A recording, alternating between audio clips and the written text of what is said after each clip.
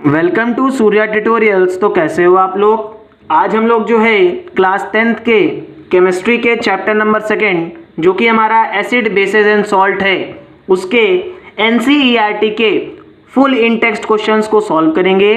तो यहाँ पर हम लोग जो है हर एक क्वेश्चन को बहुत अच्छे तरीके से समझेंगे। तो चलिए स्टार्ट करते हैं। सेट फर्स्ट जो कि हमारा पेज नंबर 18 पे गिवन है। Question number first, you have been provided with 3 test tubes. One of them contains distilled water and the other 2 contains an acidic solution and a basic solution respectively. तो देखिए बेटा question में क्या बोल रहा है कि we have 3 test tubes. हमारे पास 3 टेस्ट ट्यूब्स हैं, ठीक है। एक में हमारे पास डिस्टिल्ड वाटर है, एक में हमारे पास एसिडिक सोल्यूशन है, एक में हमारे पास बेसिक सोल्यूशन है। अब क्वेश्चन में क्या बोल रहा है कि if you have given only red litmus paper, अब आपको सिर्फ अगर एक रेड लिटमस पेपर गिवन हो तो how will you identify the contents of each test tube. तो किस तरीके से आप आइडेंटिफाई करोगे कि कौन से बीकर में आपका डिस्टिल्ड वाटर होगा, कौन से बीकर में आपका एसिडिक सोल्यूशन होगा और कौन से बीकर में आपका बेसिक सोल्यूशन होगा। तो अब हम लोग जो है इसके आंसर को देखते हैं, ठीक है। तो फर्स्ट ऑफ ऑल बेटा हमारे पास गिवन क्या है, हमारे पास एक रेड लिटमस पेपर गिवन है और हमारे पास 3 टेस्ट ट्यूब गिवन है। तो देखिए मान लीजिए एक A test tube, B test tube और सी टेस्ट ट्यूब। अब इन 3 टेस्ट ट्यूब में हमें नहीं पता है कि किसके अंदर डिस्टिल्ड वाटर है, किसके अंदर बेसिक सोल्यूशन है और किसके अंदर आपकी एसिडिक सोल्यूशन है। अच्छा, आप सभी लोगों को एक चीज़ अच्छे तरीके से पता होगी कि जो हमारा लिटमस पेपर है बेटा, हमारा जो लिटमस पेपर है, अगर ये लिटमस पेपर आपका बेटा रेड कलर का है तो जब ये बेस के कांटेक्ट में आएगा, अगर ये लिटमस पेपर आपका बेस के कांटेक्ट में आएगा तो ये ब्लू कलर का हो जाएगा, होगा कि नहीं होगा। अगर ये लिटमस पेपर आपका रेड है और ये एसिड के कांटेक्ट में आएगा, अगर ये एसिड के कांटेक्ट में आएगा तो बेटा इसका कलर रेड ही रहेगा, कोई भी चेंजमेंट नहीं होगा। तो हम लोग क्या करेंगे बेटा, फर्स्ट ऑफ ऑल हम लोगों ने क्या किया बेटा, हम लोगों ने लिटमस पेपर लिया रेड कलर का और इसको इन तीनों बीकर में डिप किया। अच्छा, अब इनमें से 2 बीकर जो हैं, इनमें से जो 2 बीकर हैं, एक आपका न्यूट्रल वाला जिसमें डिस्टिल्ड वाटर है और एक आपका एसिडिक वाला, उन दोनों में कोई भी चेंजमेंट नहीं आएगा। लेकिन एक जो बीकर होगा आपका जिसके अंदर आपकी बेसिक सोल्यूशन होगी, वो क्या करेगा बेटा, ये जो आपकी स्ट्रिप है, ये जो आपकी लिटमस पेपर की स्ट्रिप है, इसको ब्लू कलर का कर देगा। चलो मान लिया बेटा हमारा जो सी वाला बीकर था इसकी सोल्यूशन कैसी है, बेसिक है। तो इसने क्या किया बेटा, जैसे ही हमने रेड लिटमस को इसमें डाला, इसने क्या किया बेटा, इस स्ट्रिप को ब्लू कलर का कर दिया कि नहीं कर दिया। अब सिंपल सी बात है, अब हमारे पास जो लिटमस पेपर वाली स्ट्रिप थी ये क्या हो गई, ये ब्लू कलर की हो गई। अब इस स्ट्रिप को बेटा हम लोग क्या करेंगे, एक बार बी में डिप करेंगे और एक बार ए में डिप करेंगे। अच्छा, अब ये आपकी ब्लू कलर की स्ट्रिप हो गई है। तो इसमें से जो एसिडिक वाली सोल्यूशन होगी, वो इस ब्लू लिटमस पेपर को क्या कर देगा, अगेन रेड में कन्वर्ट कर देगा कि नहीं कर देगा। तो ये आपकी जो बेटा ब्लू कलर की स्ट्रिप है, इसको जब आप बीकर ए और बीकर बी में जब डिप करोगे तो इनमें से कोई आपका एक एसिडिक सोल्यूशन होगा जो क्या करेगा, जो आपके इस ब्लू लिटमस पेपर को रेड कलर में कन्वर्ट कर देगा। तो मान लिया बेटा हम लोगों ने जो आपका बी वाला बीकर है ये क्या होगा, आपका एसिडिक होगा। तो देखिए ये आपका एसिडिक सोल्यूशन हो गई, ये आपकी बेटा बेसिक सोल्यूशन हो गई और जो बचा वो आपका क्या है बेटा, डिस्टिल्ड वाटर। तो आप इस तरीके से इसको क्या कर सकते हो, आइडेंटिफाई कर सकते हो। अच्छा, अब इसको लिखना कैसे है, तो आप यहाँ पे बेटा देख लीजिए, जो मैंने आपको समझाया है वो सब कुछ यहाँ पे लिखा है। तो dip the litmus paper 1 by 1 to 3 test tubes. तो आप एक एक करके जो है बेटा लिटमस पेपर को इन तीनों टेस्ट ट्यूब में डिप करिए। Solution which turns red litmus to blue. अब देखिए जो सोल्यूशन आपका रेड लिटमस को ब्लू में कन्वर्ट कर दे वो आपका क्या होगा, बेस होगा। ठीक है, आपके पास बेस हो गया। अब आपको पता चल गया कि बेसिक सोल्यूशन कौन सी है। Now dip this blue litmus to other test tube. अब बेटा आप ये ब्लू लिटमस को क्या करो, आप दोनों टेस्ट ट्यूब में डिप करो। ठीक है, if there is no change in colour it is distilled water. अगर बेटा कोई भी चेंज नहीं होगा तो डिस्टिल्ड वाटर हो जाएगा। और अगर आपका ये जो लिटमस है, ये जो ब्लू कलर का लिटमस है, अगर ये आपका रेड कलर में हो जाए तो ये आपकी क्या होगी, एसिडिक सोल्यूशन होगी। सेट सेकेंड जो हमारा पेज नंबर 22 पे है। Question number first, why should curd and some sour substances not to be kept in brass and copper utensils. तो बेटा सबसे पहले आप लोग एक चीज को समझो कि जितने भी हमारे खट्टे सब्सटेंस होते हैं दे आर वीक एसिड्स। ये सारे क्या होंगे बेटा, ये एसिडिक नेचर को शो करेंगे क्योंकि ये खट्टे हैं, है कि नहीं। तो क्वेश्चन में क्या बोल रहा है कि आखिर हम लोग जो है कर्ड और जितने भी हमारे खट्टे सब्सटेंसेस होते हैं इनको ब्रास और कॉपर से बने बर्तनों में क्यों नहीं रखते हैं। ठीक है, तो अगर हम लोग ब्रास की बात करें बेटा, तो ब्रास आपका क्या होता है, एक एलॉय होता है जो कॉपर और जिंक से मिलके बनता है। तो यहाँ से अब हम लोग जो है इसके आंसर को भी देख लेते हैं। तो देखिए curd and some sour substances contain weak acids. तो देखिए आपका जो कर्ड होता है और जो आपके कुछ खट्टे सब्सटेंसेस होते हैं ये सारे के सारे आपके क्या होते हैं, वीक एसिड्स होते हैं। Now which when combined with metals, अब ये आपके वीक एसिड्स जब कॉपर और जिंक लाइक मेटल्स के साथ बेटा कंबाइन करते हैं। अब ये देखिए ये आपके एसिड्स थे, ये आपके वीक एसिड्स थे और मेटल आपका क्या था बेटा, कॉपर और जिंक। अब ये एसिड जब आपका बेटा कॉपर और जिंक के साथ रिएक्ट करता है तो ये क्या कर लेता है, ये पॉइजनस सब्सटेंस बनाता है जिसकी वजह से आपका जो फूड होता है वो पॉइजनस हो जाता है। ठीक है, क्योंकि भाई ये पॉइजनस सब्सटेंस की फॉर्मेशन कर रहा है हमारे फूड में, विच डैमेज द प्यूपल हेल्थ, जो क्या करता है बेटा, जो हमारी ह्यूमन हेल्थ को डैमेज करता है। ठीक है, question number 2, which gas is usually illustrated when an acid react with a metal. तो देखिए बेटा क्वेश्चन में क्या बोल रहा है कि क्या होगा जब हमारे एसिड मेटल्स के साथ रिएक्ट करेंगे। तो देखिए बेटा जब एसिड आपके मेटल के साथ रिएक्ट करते हैं तो ये सॉल्ट बनाते हैं और वाटर बनाते हैं। एक एग्जांपल के साथ देख लो भाई, सोडियम बेटा, सोडियम आपका मेटल है बेटा, आपका एसिड के साथ रिएक्ट करेगा तो क्या बनाएगा, सॉल्ट बनाएगा, दैट इज NaCl, और यहाँ पे क्या बनेगा, हाइड्रोजन गैस लिबरेट होगी कि नहीं होगी। Now illustrate with an example how will you test for the presence of this gas. अब हमसे क्या बोल रहा है बेटा कि आप किस तरीके से आइडेंटिफाई करोगे कि हमारी गैस प्रोड्यूस हुई है। तो देखिए when acid react with metal it form salt and hydrogen gas. यहाँ पे मैंने देखिए आपको एग्जांपल दे दिया। नाउ अब हम लोग बेटा देख लेते हैं कि किस तरीके से हम लोग जो है गैस के प्रेजेंस को चेक करेंगे। तो मान लीजिए बेटा हमारे पास एक बीकर है, इस बीकर में आपका क्या है, आप एग्जांपल ले लो, जिंक सल्फ्यूरिक एसिड के साथ रिएक्ट कर रहा है। तो जिंक जब आपका सल्फ्यूरिक एसिड के साथ रिएक्ट करेगा तो यहाँ पे क्या होगा, जिंक सल्फेट की एक्वस सॉल्यूशन होगी और हाइड्रोजन गैस लिबरेट होगी। अब इस हाइड्रोजन गैस को बेटा जब हम लोग एक ट्यूब से पास करेंगे और इसके पास क्या करेंगे बेटा, एक कैंडल ला के लगा देंगे तो ये क्या करेगा, पॉप साउंड प्रोड्यूस करेगा। और जैसे ही ये पॉप साउंड प्रोड्यूस करेगा तो हम लोग समझ जाएंगे कि कौन सी गैस प्रोड्यूस हो रही है, हाइड्रोजन गैस प्रोड्यूस हो रही है।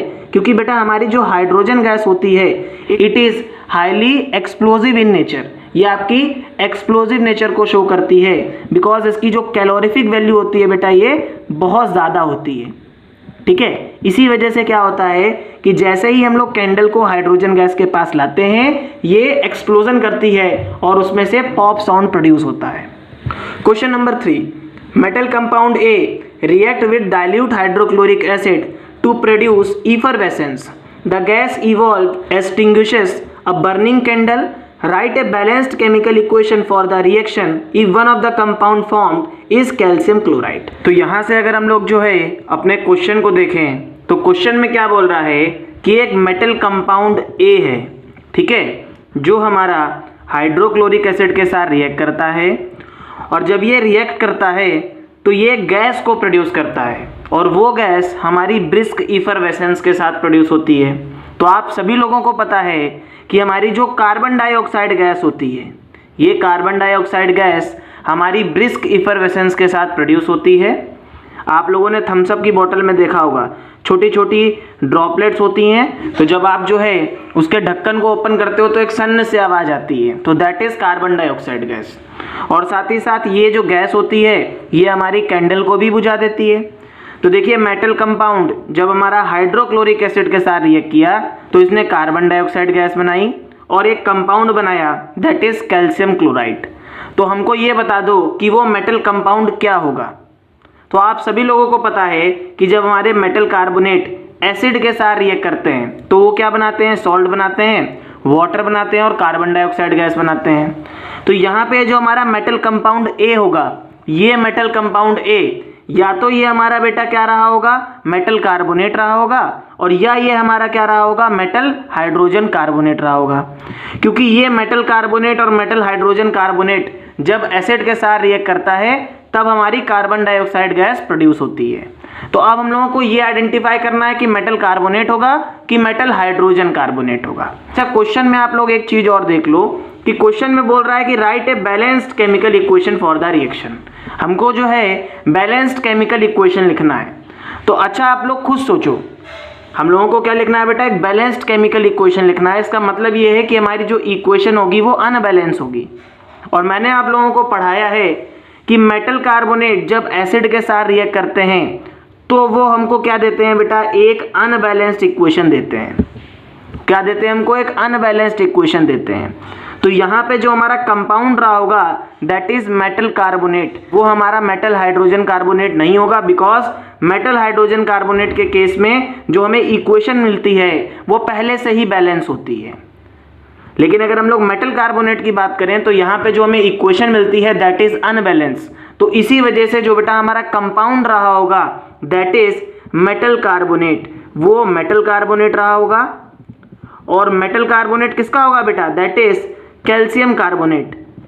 अब यहाँ पे आप लोग रिएक्शन देख लीजिए कि कैल्शियम कार्बोनेट हाइड्रोक्लोरिक एसिड के साथ रिएक्ट किया तो इसने क्या बनाया, कैल्शियम क्लोराइड बनाया, कार्बन डाइऑक्साइड गैस बनाई और वाटर को प्रोड्यूस किया।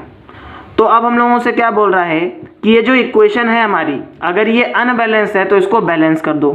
तो देख लेते हैं अपनी इक्वेशन को। देखिए, रिएक्टेंट साइड बेटा हमारे पास एक कैल्शियम का आइटम है, प्रोडक्ट साइड भी एक कैल्शियम का आइटम है। रिएक्टेंट साइड बेटा हमारे पास एक कार्बन है, प्रोडक्ट साइड भी हमारे पास एक कार्बन है। ठीक है, रिएक्टेंट साइड बेटा हमारे पास 3 ऑक्सीजन है। देखिए, रिएक्टेंट साइड बेटा हमारे पास 3 ऑक्सीजन है और प्रोडक्ट साइड भी हमारे पास 3 ऑक्सीजन है कि नहीं। अब यहाँ पे आप लोग देखो जरा, रिएक्टेंट साइड बेटा हमारे पास एक हाइड्रोजन और एक क्लोरीन का आइटम है और प्रोडक्ट साइड हमारे पास 2 हाइड्रोजन और 2 क्लोरीन के आइटम है। तो अगर हम लोग यहाँ पे 2 से मल्टीप्लाई कर दें बेटा तो हमारी इक्वेशन बैलेंस हो जाएगी कि नहीं हो जाएगी। तो हमारी बैलेंस्ड इक्वेशन क्या होगी, आप लोग देख लीजिए, हमारी बैलेंस्ड इक्वेशन बेटा क्या होगी कि calcium carbonate when reacted with 2 molecules of hydrochloric acid it forms calcium chloride, ठीक है, plus carbon dioxide gas plus water. Clear हो गया कि नहीं क्लियर हो गया। सेट थर्ड, जो कि हमारा पेज नंबर 25 पे है। Question number first, why do HCl, HNO3 etcetera show acidic characters in aqueous solution while solution of the compound like alcohol and glucose do not show acidic character। Question में क्या बोल रहा है कि आपका जो हाइड्रोक्लोरिक एसिड है और नाइट्रिक एसिड है, जैसे ही हम लोग जो है इनको एक्वस सोल्यूशन में पुट करते हैं, ये क्या करते हैं बेटा, ये जो है अपने एसिडिक कैरेक्टर को शो करते हैं। लेकिन वहीं पे अगर हम लोग अल्कोहल और ग्लूकोज की बात करें तो ये एसिडिक कैरेक्टर को शो नहीं करते। अच्छा, आप लोग यहाँ पे कॉमन चीज देखिए भाई, हाइड्रोक्लोरिक एसिड में आपका हाइड्रोजन के आयंस हैं, नाइट्रिक एसिड में आपके हाइड्रोजन के आयंस हैं, ठीक है। वहीं पे आप लोग अल्कोहल देखो, अल्कोहल आपका बेटा C2H5OH ले लो, इथेनॉल, इसमें भी आपके हाइड्रोजन के एटम्स हैं। और ग्लूकोज आपका C6H12O6, ये आपका सिंपलेस्ट फॉर्म ऑफ ग्लूकोज है।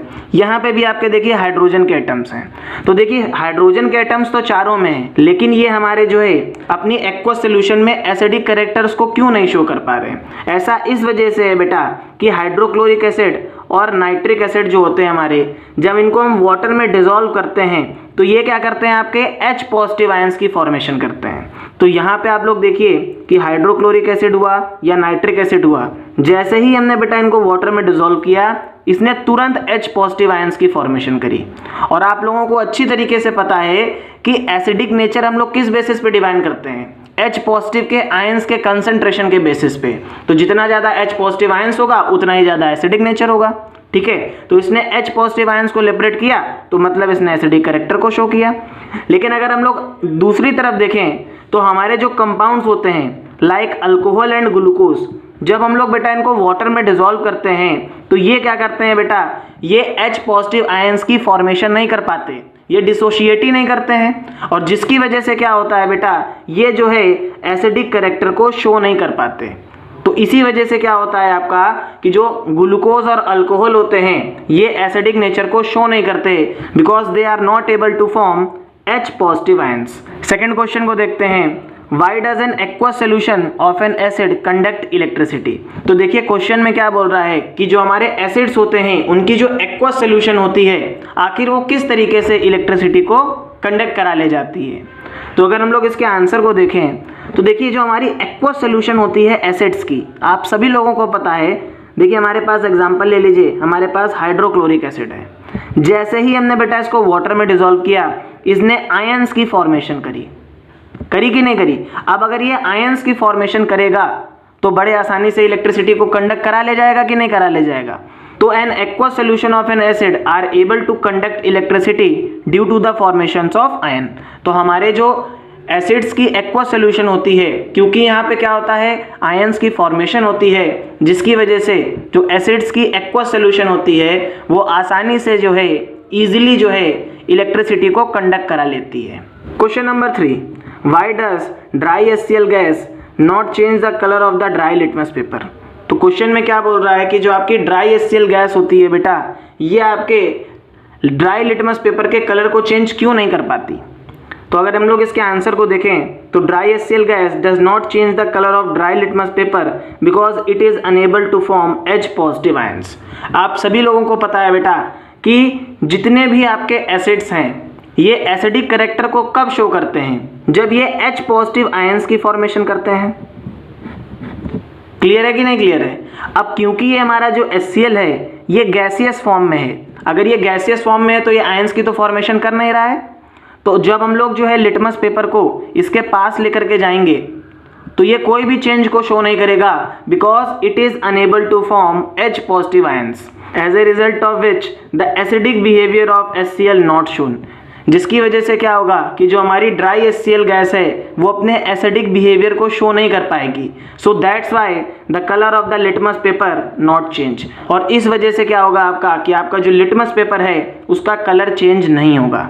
नेक्स्ट क्वेश्चन को देखते हैं, that is question number 4, while diluting an acid why is it recommended that the acid should be added to water not water to the acid।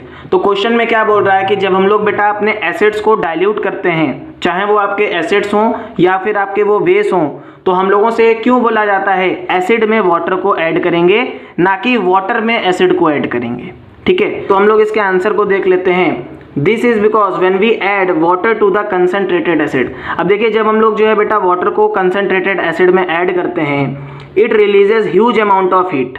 ये क्या करती है, बहुत ज़्यादा अमाउंट में हीट को प्रोड्यूस करती है, विच में रिजल्ट इन एक्सप्लोजन। जिसकी वजह से क्या हो सकता है बेटा, आपका जो बीकर है वो फूट भी सकता है और वो एसिड जो है आपके ऊपर गिर सकता है। So to save our self from acid one, देखिए तो अपने आप को एसिड वन से बचाने के लिए we add acid to water not water to acid. ठीक है, अगर आप लोग जो है सपोज कर लीजिए एक बीकर है, यहाँ पे आपका वाटर है। ठीक है, अब इस वाटर में जब आप बेटा ऊपर से एसिड डालोगे तो इस कंडीशन में क्या होता है बेटा, बहुत ज़्यादा चांसेस रहते हैं कि आपका जो बीकर है वो ब्रेक कर जाए और आप एसिड बर्न से सफ़र कर जाओ।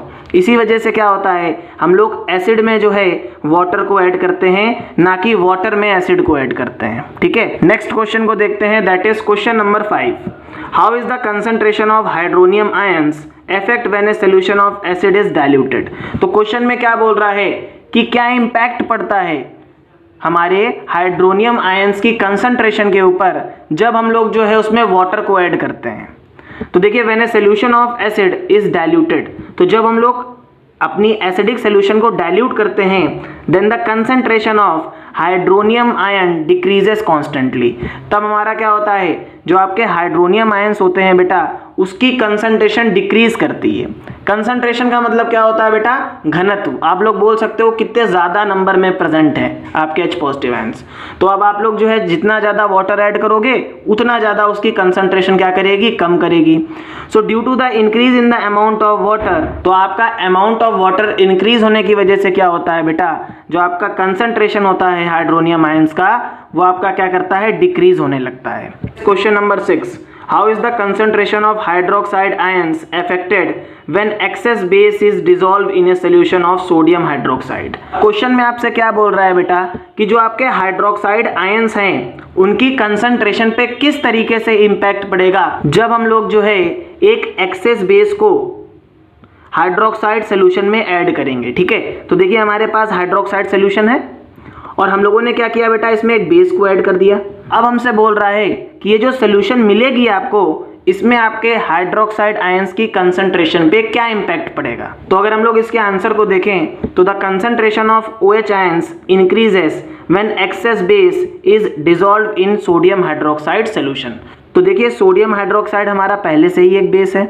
अब इसमें जब हम लोग एक एक्सेस बेस को ऐड करेंगे तो ये क्या करेगा, और OH आयंस को अपने में ऐड करेगा, जिसकी वजह से क्या होगा बेटा, जिसकी वजह से क्या होगा कि इसकी जो कंसंट्रेशन है OH आयंस की ये इंक्रीज करेगी।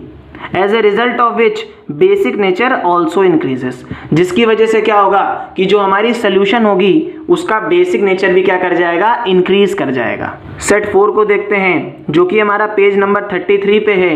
Question number 1, you have 2 solutions A and B। तो देखिए हमारे पास बेटा 2 सॉल्यूशन है, एक A है और एक B है। A का pH आपका कितना दे रखा गया है, 6 दे रखा गया है, एंड B का pH आपका 8 दे रखा गया है। तो A का pH वैल्यू आपकी 6 गिवन है और B की pH वैल्यू आपकी 8 गिवन है कि which solution has more hydrogen ion concentration, which of this is acidic and which one is basic. अब क्वेश्चन में क्या बोल रहा है कि इन दोनों सोल्यूशन में से किस सोल्यूशन के पास H पॉजिटिव आयंस की कंसंट्रेशन ज़्यादा होगी, और साथ ही साथ हमको ये बता दो कि कौन सी सोल्यूशन एसिडिक होगी और कौन सी सोल्यूशन बेसिक होगी। तो आप सभी लोगों ने बेटा क्या पढ़ा था, आप लोगों ने pH स्केल पढ़ रखी थी, और जब मैंने आप लोगों को pH स्केल पढ़ाई थी तो आपको बताया था कि 0 से 7 के बीच में सारे जो आपके कंपाउंड्स होते हैं ये आपके एसिडिक नेचर को शो करेंगे। 7 वाला आपका बेटा न्यूट्रल होगा और 7 से लेके 14 के बीच में जितने भी कंपाउंड्स होंगे ये सभी आपके बेस होंगे। और जब हम लोग लेफ्ट हैंड साइड से राइट हैंड साइड की तरफ मूव करेंगे तो हमारे जो H पॉजिटिव आयंस हैं इनकी कंसंट्रेशन क्या करेगी, डिक्रीज करेगी। पढ़ाया था कि नहीं पढ़ाया था। तो अगर हम लोग यहाँ से देखें बेटा तो देखिए solution A has more H positive ions, क्योंकि देखिए सोल्यूशन A की pH वैल्यू कितनी है, 6 है, तो ये पहले पढ़ रहा है तो इसके पास H पॉजिटिव आयंस ज़्यादा होंगे। So it is acidic in nature, जिसकी वजह से क्या होगी, ये सोल्यूशन हमारी क्या होगी, एसिडिक होगी। अब सोल्यूशन B जो है बेटा जिसका pH वैल्यू कितना था, 8 था, तो ये क्या होगी, ये आपकी बेसिक सोल्यूशन होगी। Question number 2, what effect does the concentration of H positive ions have on the nature of solution. तो क्वेश्चन में क्या बोल रहा है कि हमको ये बता दो कि किस तरीके से जो है हमारा जो H पॉजिटिव आयंस का कंसंट्रेशन होता है ये हमारे किसी भी सोल्यूशन के नेचर को डिसाइड करता है। तो देखिए आप सभी लोगों को पता है कि अगर हमारी सोल्यूशन में H पॉजिटिव आयंस का कंसंट्रेशन ज़्यादा होगा तो वो एसिडिक नेचर का होगा, और अगर H पॉजिटिव आयंस का कंसंट्रेशन कम होगा तो वो आपका बेसिक नेचर को शो करेगा। तो यही आंसर में लिखा है। तो देखिए the concentration of H positive ions decide the nature of the solution. तो आपके H पॉजिटिव आयंस का कंसंट्रेशन आपके सोल्यूशन के नेचर को डिसाइड करता है। So if the concentration of H positive ions is more, तो अगर आपके H पॉजिटिव आयंस का कंसंट्रेशन ज़्यादा होगा तो ये आपकी सोल्यूशन जो होगी ये एसिडिक नेचर को शो करेगी। But on the other hand अगर हम लोग दूसरी तरफ देखें तो if the concentration of H positive ions is less, अगर हमारे H पॉजिटिव आयंस का कंसंट्रेशन कम होगा देन जो हमारी सोल्यूशन होगी वो बेटा आपकी बेसिक नेचर को शो करेगी। नेक्स्ट क्वेश्चन की तरफ मूव करते हैं जो कि आपका बहुत ज़्यादा इंपॉर्टेंट है, बहुत कॉन्सेप्चुअल क्वेश्चन है। Do basic solutions also have H positive ions? If yes then why they are basic. तो क्वेश्चन में क्या बोल रहा है कि जो आपकी बेसिक सोल्यूशंस होती हैं क्या उनके पास H पॉजिटिव आयंस होते हैं, और अगर होते हैं तो वो बेसिक क्यों होती हैं। तो देखिए इसका आंसर क्या होगा, yes basic solutions have H positive ions. देखिए जितनी भी आपकी बेसिक सोल्यूशंस होती हैं बेटा वो आपकी H पॉजिटिव आयंस को कंटेन करती हैं, लेकिन यहाँ पे फैक्ट क्या होता है कि जो अमाउंट होता है H पॉजिटिव आयंस का वो बहुत कम होता है as compared to the amount of OH ions. तो क्योंकि हमारे OH आयंस का कंसंट्रेशन बहुत ज़्यादा होता है, उनका अमाउंट बहुत ज़्यादा होता है, इस वजह से जो हमारी सोल्यूशंस होती हैं वो बेसिक नेचर को शो करती हैं। Question number 4, under what condition do you think a farmer would treat the soil of his field with quick lime that is calcium oxide, slaked lime और चॉक। तो देखिए calcium oxide बेटा आपका क्या है, ये आपका मेटल का ऑक्साइड है, ये आपका मेटल का ऑक्साइड है बेटा। तो ये किस नेचर को शो करेगा, ये आपका बेसिक नेचर का होगा। कैल्शियम हाइड्रोक्साइड बेटा ये भी आपका क्या होगा, बेसिक नेचर का होगा। और कैल्शियम कार्बोनेट ये भी आपका क्या होगा बेटा, बेसिक नेचर का होगा। तो अगर हमारा फार्मर जो है अपनी सॉइल में बेस को ऐड कर रहा है तो किस कंडीशन में वो बेस को ऐड करेगा भाई, जब उसकी सॉइल एसिडिक होगी, क्योंकि हम लोगों को पता है कि एसिड बेस के साथ रिएक्ट करके क्या बनाते हैं बेटा, सॉल्ट बना लेते हैं और वाटर बना लेते हैं।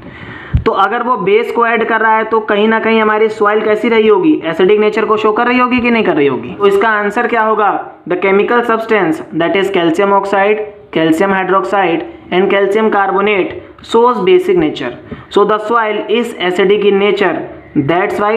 तो हमारी जो सॉइल होगी वो एसिडिक नेचर की होगी, that's why the farmer use और treat the soil of his field with these substances, जिसकी वजह से क्या हो रहा है कि जो हमारे फार्मर हैं वो जो है आपकी सॉइल को इन बेसिक सब्सटेंसेस के साथ ट्रीटमेंट प्रोवाइड कर रहे हैं, जिससे आपकी जो फसल है वो अच्छी ग्रो कर सके।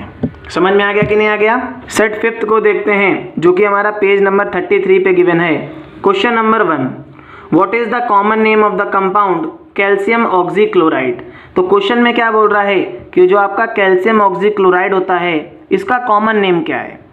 तो अगर हम लोग कैल्शियम ऑक्सीक्लोराइड की बात करें तो इसका कॉमन नेम और जनरल नेम होता है ब्लीचिंग पाउडर। इसको हम लोग क्या बोलते हैं, ब्लीचिंग पाउडर बोलते हैं। सेकेंड क्वेश्चन को देखते हैं, name the substance which on treatment with chlorine yields bleaching powder. तो क्वेश्चन में ये बोल रहा है कि हमको उस सब्सटेंस का नाम बता दो जिसकी रिएक्शन हम लोग क्लोरीन के साथ जब कराते हैं तो हमें ब्लीचिंग पाउडर मिलता है।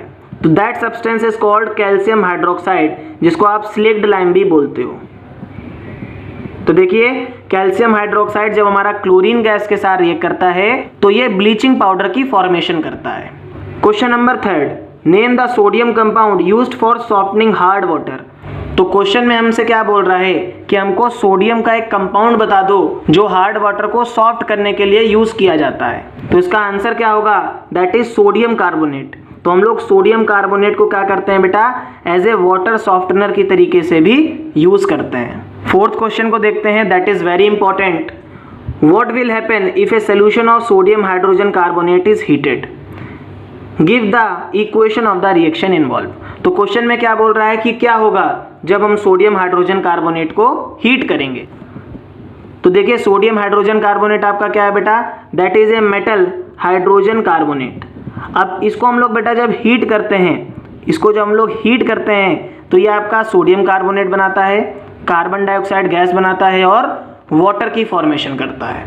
क्लियर हो गया कि नहीं क्लियर हो गया। Question number 5, right an equation two show the reaction between plaster of Paris and water. तो क्वेश्चन में हमसे क्या बोल रहा है कि प्लास्टर ऑफ पेरिस और वाटर के बीच में रिएक्शन को इक्वेशन के बेसिस पे शो करके दिखाओ।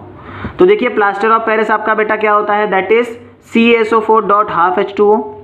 अब जब ये आपका बेटा 3/2 वाटर के मॉलिक्यूल्स के साथ रिएक्ट करता है तो आपका क्या बनाता है, CaSO4.2H2O, that is called the gypsum, जिसको क्या बोला जाता है, जिप्सम बोला जाता है। तो ये आपकी क्या होगी बेटा, ये आपकी ओवरऑल रिएक्शन होगी। तो देखिए इस तरीके से हम लोगों ने जो है एसिड, बेसेस एंड सॉल्ट के इन टेक्स्ट क्वेश्चंस को डिस्कस कर लिया। आई होप बेटा आप लोगों को वीडियो अच्छा लगा होगा। वीडियो अच्छा लगे तो प्लीज़ चैनल को सब्सक्राइब करिएगा। नोट्स के लिए जो है डिस्क्रिप्शन में जाकर के टेलीग्राम चैनल को ज्वाइन कर सकते हो, वेबसाइट को जाकर के देख सकते हो, वहाँ पे सारे चैप्टर्स की PDF मिल जाएगी। Class 10th, class 9th, class 11th और क्लास 12th के बेटा डेली वीडियोस अपलोड हो रहे हैं, तो आप लोग जो है अपने फ्रेंड्स को भी शेयर कर दो, जिससे कि हम लोग जल्द से जल्द जो है 100K पे पहुँच जाएँ। इसी तरीके से आप लोग जो है बेटा अपना प्यार और सपोर्ट बनाए रखिए। मिलते हैं नेक्स्ट वीडियो में। Thank you so much.